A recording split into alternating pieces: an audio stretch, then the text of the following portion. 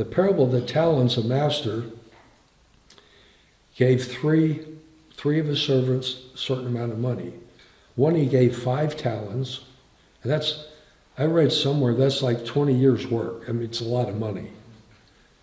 One he gave 2 talents, and then the master gave 1 talent to the third servant.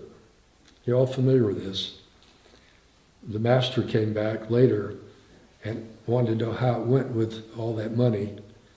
The one that had 5 talents, what happened? What did he do with it? He or she, I don't know. That servant doubled it. And it had 10 talents. And the master was well pleased. So if talents are money, and it was a form of money back then, and Jesus has given us this parable, it sounds like growing money, not ill-gotten gains like Zacchaeus, but growing money, being a good steward of it, is actually a good thing. So he's pretty excited. The master was pretty excited. Gave him 5, and he doubled it.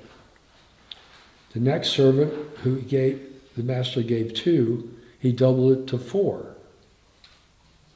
Right? Y'all familiar with this? What happened to the one he gave 1 talent to? Out of fear and judging the master as a harsh person, ill-gotten gains, totally misjudging the master, buried it. So he unburied it and gave the same talent back.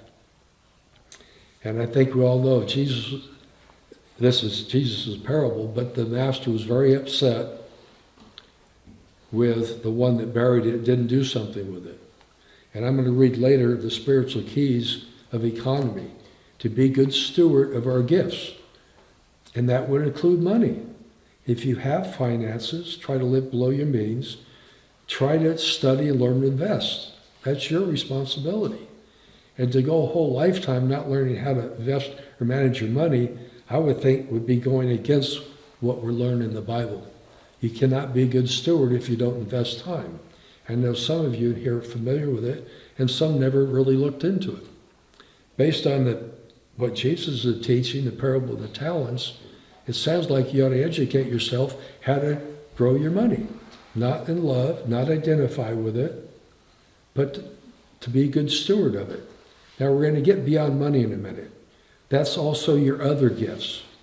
We believe every gift we have is from God. We're just talking about one gift, and that's money right now, coin. But we'll get into more in a minute.